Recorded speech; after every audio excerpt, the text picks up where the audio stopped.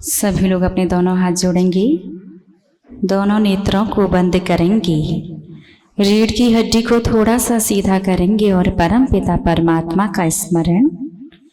ओम नमः सिद्धिभ्यः।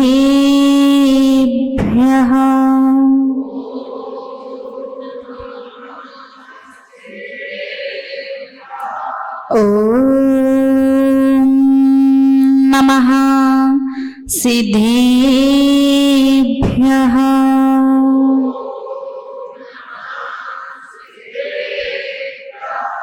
ओम नमः सिद्धिभ्यः।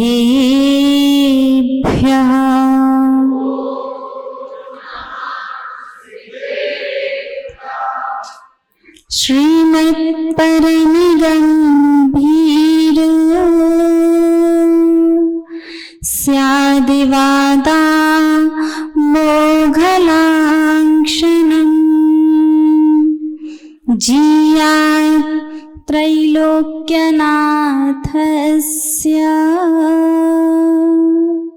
शासनं जिनशासनं शासनं जिनशासनं।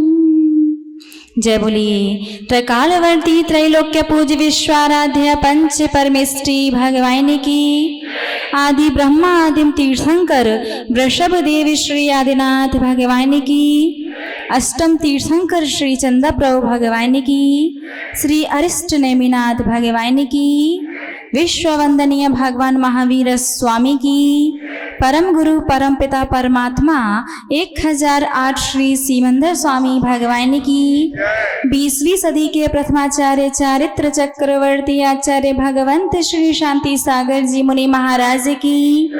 अभीक्ष्ण ज्ञान उपयोगी परम पूज्य आचार्य गुरुदेव श्री वसुनंदी जी मुनि महाराज की।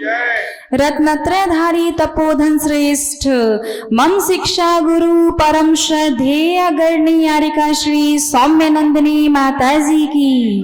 अहिंसा प्रधान श्रीमद जैन धर्म की। परम पूज्य 105 आरिका सुयोग्य नंदिनी माता जी की जय। आरिका संघ की जय। धर्म स्नेही आप सभी भव्य महानुभाव, बड़ा अच्छा लगता है जब कोई श्रावक जिनवाणी का श्रवण करता है या जिनवाणी का जब वो पठन करता है, श्रुत को पढ़ता है और पढ़ने के बाद जब वो कोई प्रश्न पूछता है तो बड़ा अच्छा लगता है। क्यों? पूछिए ना। क्योंकि इससे एक बात तो क्लियर हो जाती है कि आप उस विषय को ठीक से सुन रहे हैं और सही से पढ़ रहे हैं। यदि ठीक से नहीं पढ़ोगे तो कई बार मन में भी प्रश्न पैदा नहीं होते। और शायद इस बार तो आप इतने अच्छे से सुन रहे हैं और पढ़ रहे हैं कि कल हमारे पास पूरा की पूरा प्रश्न पत्र बन करके आया है।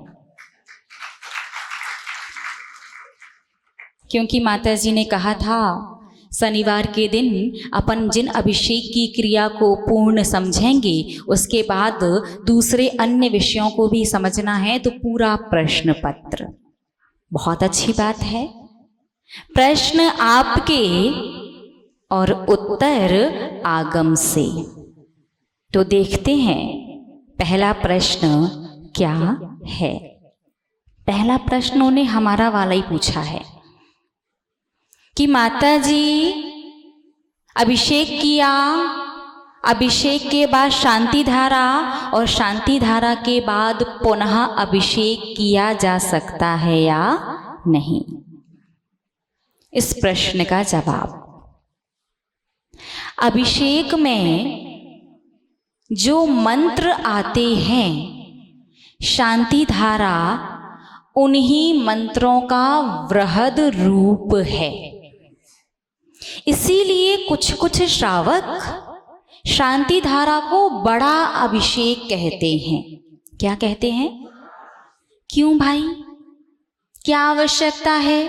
हर चीज में ट्यूनिंग बनाना जरूरी है क्या? शांति धारा को शांति धारा ही रहने दो।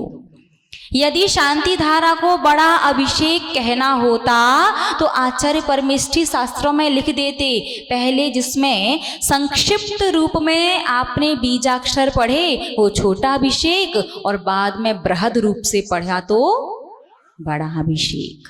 आचार्यों ने शास्त्रों में लिखा क्या?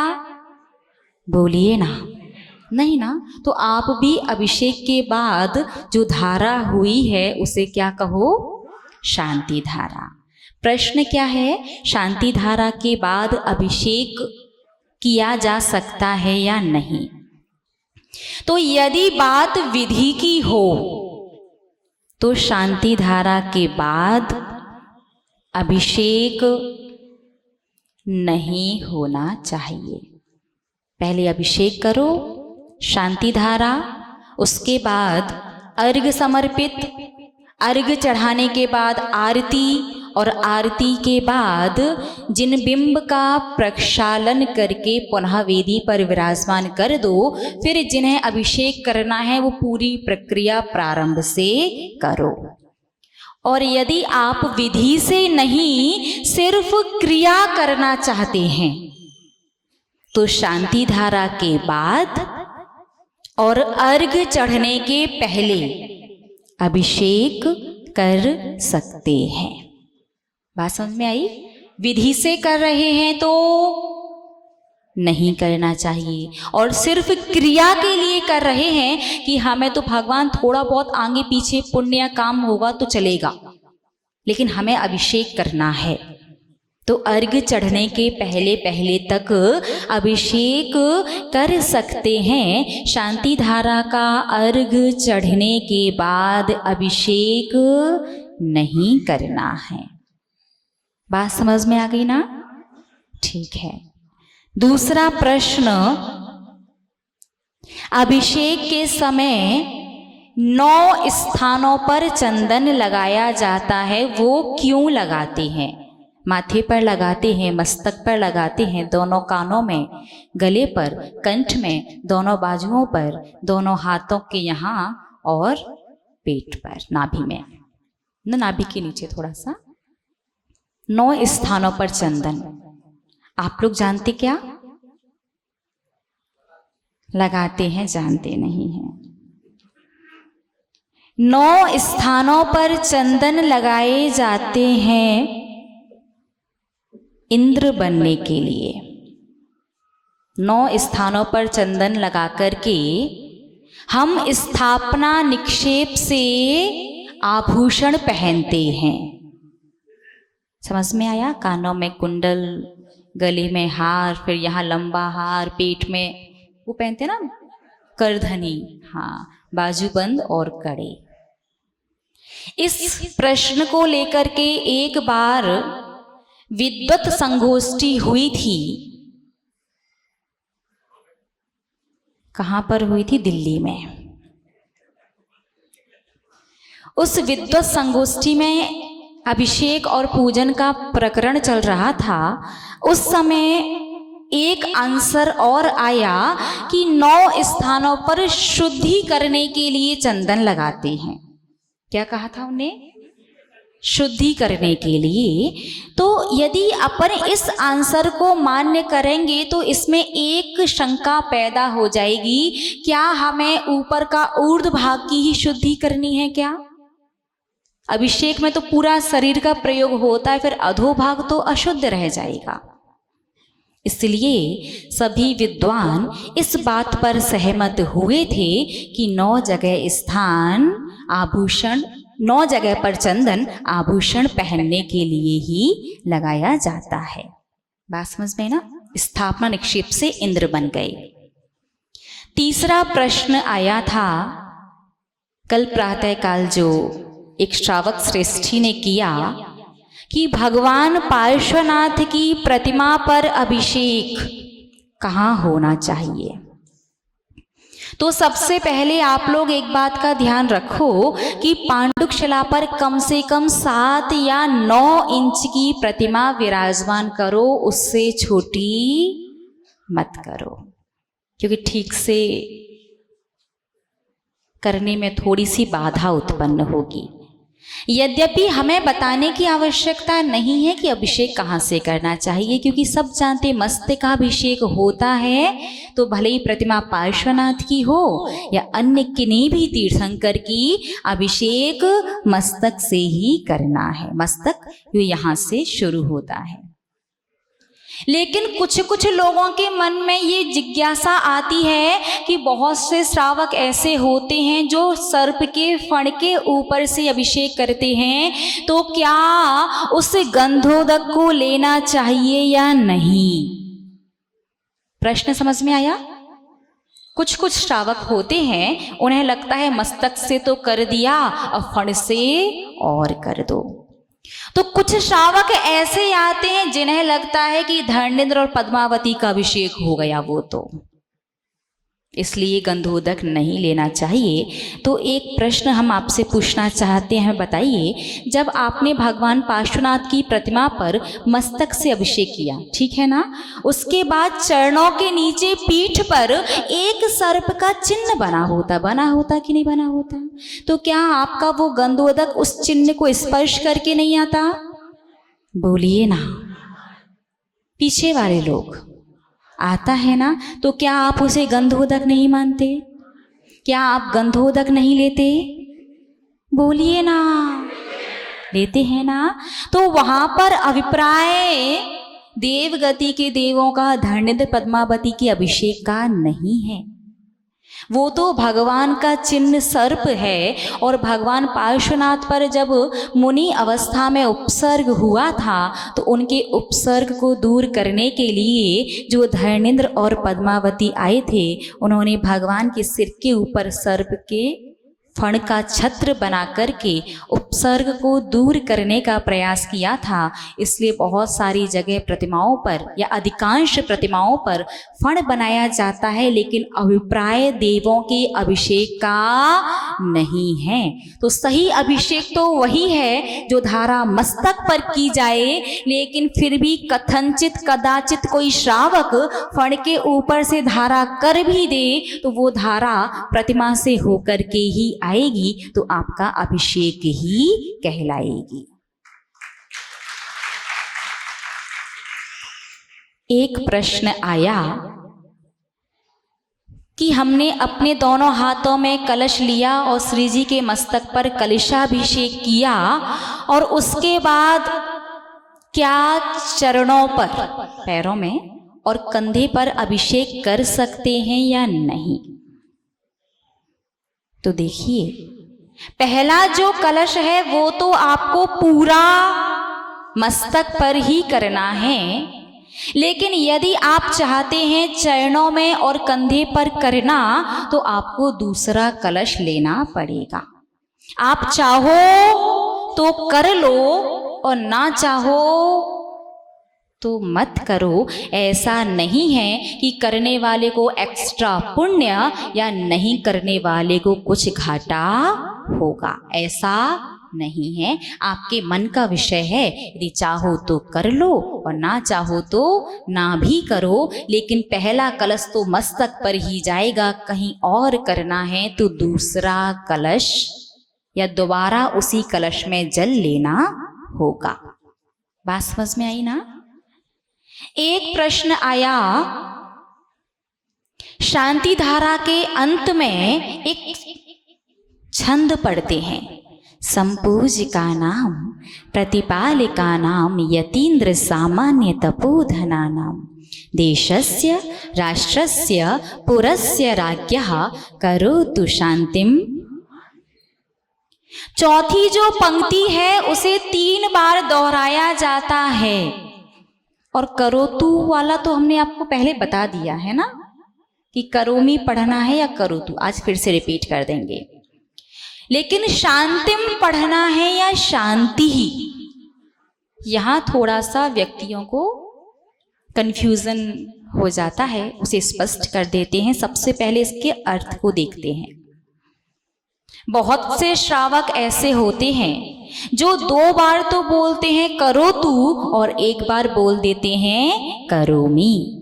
तो पहले थोड़ा सा अर्थ देखिए। करो यानी करें, तू यानी आप, शांतिम यानी शांति, भगवत जिनेन्द्र भगवान जिनेन्द्र देव, अर्थात पूरा अर्थ हुआ भगवान जिनेन्द्र देव आप शांति करें। समझ में आया? करोतु से क्या अर्थ निकला? भगवान जिनेन्द्र देव आप शांति करें। और करोतु की जगह करोमि बोल दिया तो करता हूं कौन? मैं। शांतिम यानी शांति, भगवत जिनेन्द्र भगवान जिनेन्द्र देव की। करोतु की जगह करोमि बोलोगे तो अर्थ निकलेगा मैं भगवान जिनेन्द्र देव की शांति करता हूं, जो सर्वथा अनुचित अर्थ है। आपकी खुद की शांति का ठिकाना नहीं है, भगवान की शांति करने की कह रहे हो। बात समझ में आई ना? तो क्या बोलना है? करोतु। अब उसके बाद शांतिम या शांति, संस्कृत व्याकरण के अनुसार यदि शब्द व्यक्तिवाचक है तो शांति ही आएगा, विसर्ग आता है। और यदि वस्तुवाचक है तो ऊपर बिंदी आती है। व्यक्तिवाचक है तो विसर्ग और वस्तुवाचक है तो बिंदी। जैसे जब आप पूजन की पीठिका में 24 तीर्थंकर भगवान के नाम पढ़ते ना स्वस्ति पाठ में, श्री वृषभोनाः स्वस्ति, तो उसमें क्या आता है? श्री धर्मः स्वस्ति, स्वस्ति श्री शांति ही। ध्यान से पढ़ा नहीं होगा शायद, ध्यान से पढ़ा। शांति के बाद क्या है? 2 बिंदी, क्योंकि वो किसके लिए? व्यक्तिवाचक, भगवान शांतिनाथ के लिए। लेकिन यहाँ पर भगवान शांतिनाथ नहीं, हम चाहते कि शांति हो। शांति क्या? एक वस्तु। तो यहाँ पर शांति ही नहीं, वस्तु में क्या आती है? ऊपर बिंदी। तो आपको बोलना पड़ेगा शांतिम। यदि आपने शांति ही बोला, क्या बोला? शांति बोला, तो उसका अर्थ निकलेगा करोतु करें आप। शांति यानी शांतिनाथ भगवत जिनेन्द्र भगवान जिनेन्द्र देव। भगवान जिनेन्द्र देव शांतिनाथ करें, क्या करें? फिर आप कहते हैं हमारा क्यों अटक गया काम? आप कहते ना घर में सब कुछ बढ़िया, शांति नहीं है। इतनी बड़ी बड़ी बोलियां ले लेते हैं, इतनी सारी शांति धारा कर लेते हैं, लेकिन शांति है कि आपके घर पर आने का नाम ही नहीं लेती। समझ में आ रहा है ना? क्योंकि आप वहां बोल करके शांति ही, शांतिनाथ भगवान करें, क्या करें? तो वहां भगवान से नहीं, शांति वस्तु का अर्थ निकलना है। तो शांति ही नहीं, शांतिम बोलना है। करो तु शांतिम भगवान जिनेन्द्र, कि भगवान जिनेन्द्र देव शांति करें। बात समझ में आ गई ना? बोलिए ना। अब तो मुझे एक बात लग रही है, कल नहीं परसों कुछ श्रावक और श्राविका पूज्य बड़ी माता जी के पास आए और आकर के उन्होंने कहा, माता जी सब कुछ बहुत बढ़िया चल रहा है, क्लास भी अच्छी चल रही है, समझ में भी अच्छा आता है, अरहम का पाठ भी बढ़िया चल रहा है, आर्य का संग भी पक्का अच्छा है, सब कुछ बढ़िया है। लेकिन जब माता जी प्रवचन के बीच में वो एक चीज बोलती है ना, क्या बोलती है? बोलिए ना, वो बड़ा अच्छा लगता है। तो मुझे लग रहा है कि अरे समझ गए, तो हमें लग रहा है कि शायद आपको आंसर तो आता है, लेकिन वो बोलिए ना सुनने के चक्कर में आप पहली बार में देते नहीं हो, दूसरी बार में राइट आंसर देते हो। हमने कहा बोलिए, प्रश्न पूछा आपसे, उसके बाद आप आंसर नहीं देते। जब तक हम ना बोले बोलिए ना, तब तक आप भी नहीं बोलते। तो ऐसा है क्या? अगर ऐसा हो तो सुधार, आज से एक ही बार में आंसर देना। तो बात समझ में आ गई ना? करो तु शांतिम भगवान जिनेंद्र। एक प्रश्न आया कि भगवान की शांति धारा एक ही व्यक्ति को करना चाहिए कि बीच बीच में हाथ लगाते रहना चाहिए, बदलते रहना चाहिए?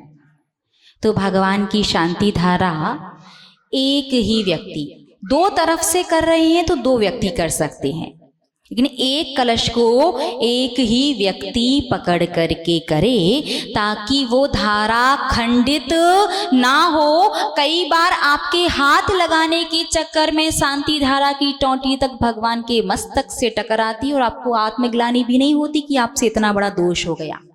आप तो दूसरे पर गुस्सा और कर रहे होते कि तुम्हारा हाथ लगा था, इसलिए कलश भगवान से टकराया। शांति धारा का कलश एक ही व्यक्ति को अपने हाथ में लेकर के धारा करनी चाहिए। मुझे एक बात बताओ, आप लोग कलश में हाथ क्यों लगाते हैं? अनुमोदना के लिए, राइट? अब नहीं बोल रहे, बोलिए ना। शांति धारा एक व्यक्ति कर रहा है, बीच में आप पहुंचे हाथ लगाने के लिए। कभी कलश में हाथ लगाते हैं, कभी व्यक्ति के हाथ में हाथ लगाते हैं। किस लिए? अनुमोदना के लिए, कि हमारी भी अनुमोदना हो जाए कि हमने धारा की। ठीक है, अब इस बात को थोड़ा सा इस प्रकार से समझते हैं। जैसे मान लीजिए किसी चौके में साधु के आहार चल रहे हैं, आपके वस्त्र शुद्ध नहीं है, इसलिए आप बाहर खड़े हुए हैं। बाहर खड़े होकर के आप अनुमोदना कैसे करते? हाथ जोड़ के ना, कि एक गिलास हमारी ओर से भी दे देना, साधु की अच्छे से निरंतर आए आहार हो जाए। ऐसा तो नहीं करते कि दाल दे दो, अब ग्रास दे देना, अब फल चला दो। ऐसा करते क्या? नहीं करते ना।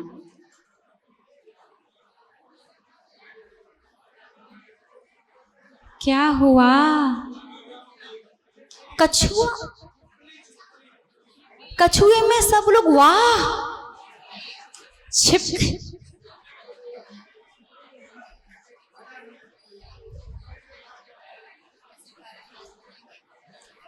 बताओ, ऐसे भगवान पार्श्वनाथ बनोगे, एक छिपकली से पूरी सभा खड़ी हो गई।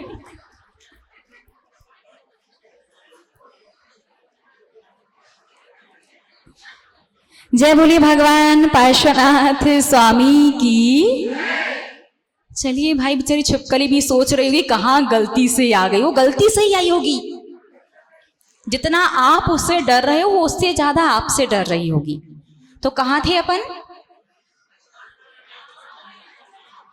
कहाँ थे? हाथ लगाने पर, अनुमोदना। जब साधु की आहार चर्या चल रही होती है तो हम हाथ जोड़ करके अनुमोदना करते हैं कि भाई साधुओं के निरंतराय आहार हो जाए, एक ग्रास हमारी ओर से भी दे देना। ऐसा तो नहीं करते हैं ना। तो उसी प्रकार से ध्यान रखना, अनुमोदना हाथ जोड़ करके ही की जाती है। यदि आपको लगे कि हाथ में हाथ लगा करके ज्यादा पुण्य आता है तो गलतफहमी है आपकी, क्योंकि हाथ में हाथ लगाने से यदि कथनचित कदाचित भगवान जिनेंद्र देव के अभिषेक या शांति धारा की या जिन प्रतिमा की अभिनय हो जाएगी तो बहुत बड़ा दोष बन सकता है। लेकिन हाथ जोड़ करके शांति पूर्वक शांति धारा देखोगे तो पूरा पूरा अनुमोदना का पुण्य आपके खाते में आएगा।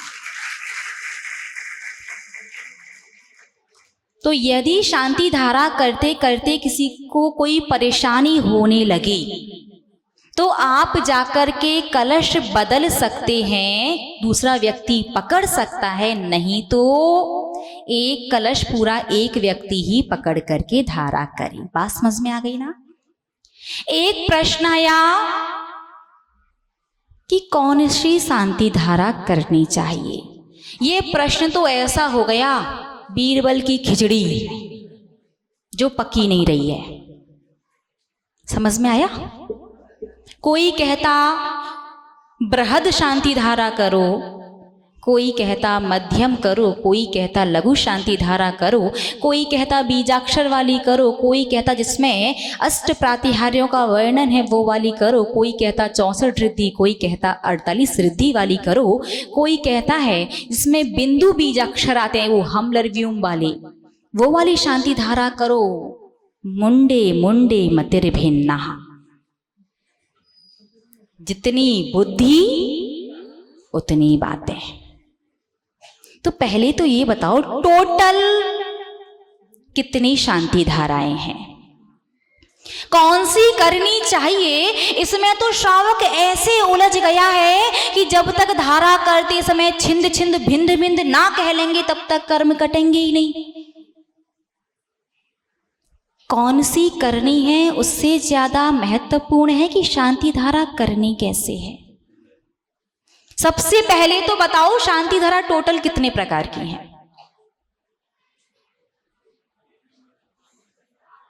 टोटल शांति धारा 232, तो वो हैं जो हमें मिली हैं आज तक। बाकी ढूंढोगे तो शायद और भी मिल जाए। टोटल कितनी मिल चुकी हैं अभी तक हमें? 232 शांति धाराएं। आप जब जिनागम का अध्ययन करोगे तो पाओगे शांति धारा कौन सी करनी है उससे ज्यादा महत्वपूर्ण शांति धारा कैसे करनी है, कैसे पढ़नी है, ये बात है। इतनी सारी जीवन में शांति धाराएं कर ली। भरत चक्रवर्ती का तो एक शांति धारा के माध्यम से सारी शांति हो गई थी। 6 खंड को जीत करके चक्रवर्ती पद को प्राप्त किया और राज्य अवस्था के बाद जैसे ही वस्त्र उतारे अंतर मुहूर्त में केवल ज्ञान प्रकट हो गया। यहां तो हालत ये है कि कम से कम हफ्ते में एक शांति धारा तो लगभग एवरेज कर ही लेते हैं। शांति धारा की अनुमोदना तो रोज करते हैं, फिर भी शांति धारा का फल, क्योंकि शांति धारा हमारे जीवन से अशुभ, अमंगल और अनिष्ट को दूर कर देती है। फल दिखाई नहीं दे रहा, क्यों? क्योंकि शांति धारा में बीजाक्षरों का प्रयोग किया जाता है और बीजाक्षर पढ़े जाते हैं हृदय से। बीजाक्षर की ध्वनि हृदय से होते हुए कंठ के माध्यम से मुख से बाहर आती है और आप तो बीजाक्षर को भी मंत्रों की तरह कंठ से ही पढ़ते हो। बात समझ में आई कि नहीं आई? हृदय से जब बीजाक्षर आप पढ़ो, ह्राम ह्रीम ह्रूम ह्रौम ह्रः, आपको यहाँ हल्का सा वाइब्रेशन फील होगा। ऐसा लगेगा जैसे पीछे की तरफ कोई आपको हल्का सा पुश कर रहा है और आप ह्राम ह्रीम ह्रूम ह्रौम ह्रः पता नहीं क्या पढ़ दिया, और सही भी पढ़ा, बहुत राम रीम रूम कर देते। पहली बात तो बीजाक्षर शुद्ध होने चाहिए, दूसरी बात बीजाक्षर का उच्चारण हृदय से होते हुए आना चाहिए, तो ही वो बीजाक्षर हैं। कंठ से पढ़ोगे तो बीजाक्षर नहीं, मंत्र है। मंत्र और बीजाक्षर में अंतर क्या है? छोटा सा एग्जाम्पल देते हैं। हमारे 8 कर्म है मुख्यतः। वैसे ही मान लीजिए 8 मंजिल की कोई बिल्डिंग है। कितने मंजिल की? 8 मंजिल की। उस बिल्डिंग को गिराने के लिए यदि आप जेसीबी का प्रयोग करेंगे, टाइम ज्यादा और मेहनत भी ज्यादा। बात समझ में आई? टाइम मेहनत दोनों चीज ज्यादा लगेंगी। और वहीं उस बिल्डिंग की नींव में 5-10 ग्राम बारूद रख दो, RDX, एक धमाका, कुछ सेकंड, काम खत्म। बात समझ में आई? तो उसी प्रकार से मंत्र है जेसीबी मशीन की तरह कि हमारे कर्मों की बिल्डिंग हिलाने में लगे हुए हैं। टाइम मेहनत दोनों चीज ज्यादा लग रही है और बीजाक्षर होते हैं बारूद की तरह। यदि सही से और सही रूप से पढ़ा तो कुछ सेकंड, एक धमाका, काम खत्म। तो इतनी शांति धारा पढ़ने पर भी फल इसीलिए नहीं आता, बीजाक्षर शुद्ध नहीं पढ़ पाते। तो पहले तो बीजाक्षर